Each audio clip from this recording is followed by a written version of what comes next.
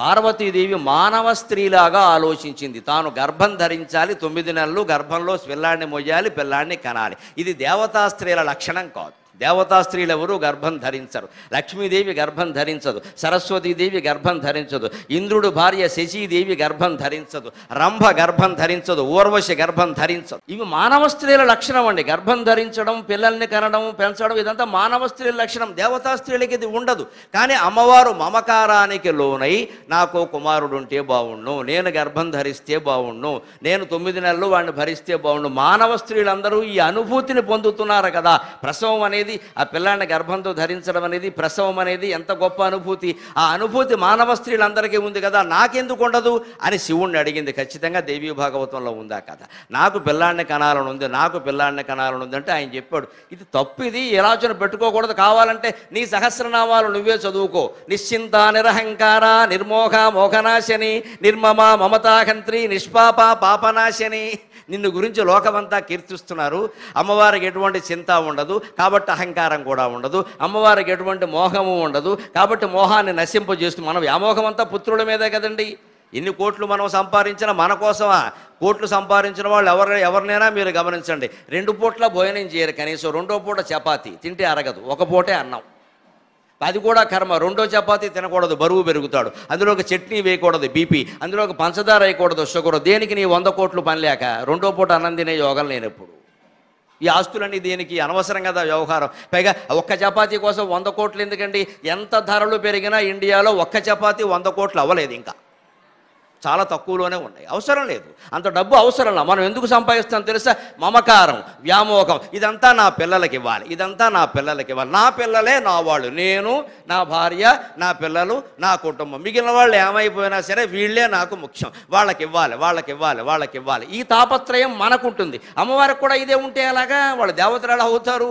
నిర్మమ మమతాహంత్రి. అమ్మా నీకు మమకారం లేదు, ఉన్న మమకారాన్ని తెంచుతావు. నిర్మోహ మోహనాశని, నీకు మోహం లేదు, మోహాన్ని పోగొడతావు. ఇది అమ్మవారి లక్షణం కదండి. మరి అటువంటి అమ్మవారు మానవ స్త్రీలా భావించి నేను గర్భం ధరించాలి, నేను పిల్లాడిని కలాలను కోరుకుంటే ఎలాగా? అందుకే శివుడు ఎత్తుకు పై ఎత్తు వేశాడు. కానీ భార్య కోరినప్పుడు అంగీకరించడం భర్త ధర్మం. ఎంత చెప్పినా వినకుండా నాకు గర్భం ధరించాలనుంది, నాకు గర్భం ధరించాలనుంది అంటే సరే అన్నాడు ఆయన. ఎందుకని? చెప్పినా వినరు. చెప్పిన మాట వినని వాళ్ళనే భార్య అంటారు. చెప్పిన మాట విన్నట్టు నటించేవాడిని భర్త అంటారు. పెద్ద తేడాలి. అందుకని తెలుస్తుంది, పోన్లే అని అన్నాడు. అప్పుడు మరి పిల్లాన్ని కనాలంటే, గర్భం ధరించాలంటే ఏకాంతంగా గడపాలి కదండి. శివుడు పార్వతి ఒక కొండ గుహలో ఏకాంతంగా ఉన్నారు. ఇక మనం చెప్పుకోకల వివరాలు. ఇది దేవేంద్రుడికి అసూయ కలిగించింది. దేవతల్లో కూడా అసూయాద్వేషాలు ఉంటాయి. దేవతలు, మానవులు, రాక్షసులు అనేవి గుణభేదాన్ని బట్టి ఏర్పడ్డ జీవులు. వాళ్ళు తమో గుణం ప్రధానంగా కలిగిన వాళ్ళు రాక్షసులు. నిద్ర, ఆలస్యం, బద్ధకం, హింస ఇవన్నీ తమోగుణం లక్షణాలు. అవి ప్రధానంగా కలిగిన వాళ్ళు రాక్షసులు. రజోగుణం ప్రధానంగా కలిగిన వాళ్ళు మానవులు. అంటే పోటీ పడ్డం, పంతాలు, పట్టింపులు, కక్షలు, కార్పణ్యాలు, ఇదే రజోగుణం. ఈ రజోగుణం మనకి ఎంతసేపు మన గురించి ఆలోచన కాదు. వాళ్ళ కారు ఉంది, నాకు లేదు. వాళ్ళ పిల్లాడు ఫస్ట్ వచ్చాడు, మా పిల్లాడు ఫస్ట్ రాలా. వాళ్ళ అమ్మాయికి మంచి సంబంధం వచ్చింది, మా అమ్మాయికి మంచి సంబంధం రాలా. అంటే వాళ్ళ అమ్మాయికి అంత గొప్ప సంబంధం రాకపోతే మనకేం గొడవ లేదు. వాళ్ళు కారు కొనకపోతే మనకు కారు అక్కల. మనకు కారు ఎందుకు కావాలంటే మన అవసరం గురించి కాదు, వాళ్ళకు ఉంది కాబట్టి మనకు కావాలి. ఇది మానవుల లక్షణం అండి. దీన్ని రజోగుణం అంటారు. ఈ రజోగుణం ప్రధానంగా కలిగిన వాళ్ళు మానవులు. దేవతలు అలా కాదు, సత్వగుణం ప్రధానంగా ఉంటారు. వాళ్ళు శాంతంగా ఉంటారు. ఈ కోరికలన్నీ వాళ్ళకు ఉండవు. ఉన్నదాంతోనే సంతృప్తిగా ఉంటారు. మనం ఆ దైవత్వాన్ని పొందాలి, సత్వగుణాన్ని సాధించాలి.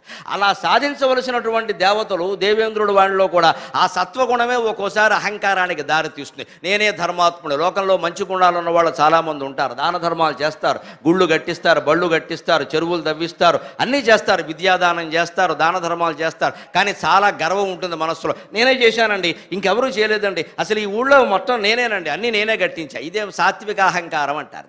ఇది కూడా ఉంటుంది. దేవేంద్రుడికి అహంకారం ఉంది, నేను దేవతలకు అధిపతిని. అందుకని ఆయన ఏం చేశాడు? ఒక ఆలోచన వచ్చింది. అమ్మో, మామూలు రాక్షసులనే ఎదుర్కోవడం కష్టంగా ఉంది. శివపార్వతులకు స్వయంగా కుమారుడు కలిగితే, ఆ బీజం పార్వతీదేవి గర్భంలో 9 నెలలు పెరిగితే, ఆ శిశువు బయటకు వస్తే నేను తట్టుకోగలనా? నా స్వర్గపీఠాన్ని వాడు అపహరించడా, అనుమానం ఏదైనా ఉందా? అందుకని ఈవిడ గర్భం ధరించకుండా చెయ్యాలి, పాపమైనా సరే పుణ్యమైనా సరే నాకు అనవసరం అని దేవతలను తీసుకుని వెళ్ళి వీళ్ళు ఏకాంతంగా గడుపుతున్న మందిరం దగ్గరికి వెళ్ళి బయట కూర్చుని డమడమ డమడమ డమడమ పెద్ద ఆర్తనాదాలు, రక్షించండి రక్షించండి రక్షించండి, శంభో శంకర శంభో శంకర, పాహిమాం పాహిమాం పాహిమాం అని అరిచాడు. పరమేశ్వరుడు భక్తత్రాణపరాయణుడు, ఆయనకి సొంత భోగాల కంటే భక్తుల్ని కాపాడటమే చాలా ముఖ్యం.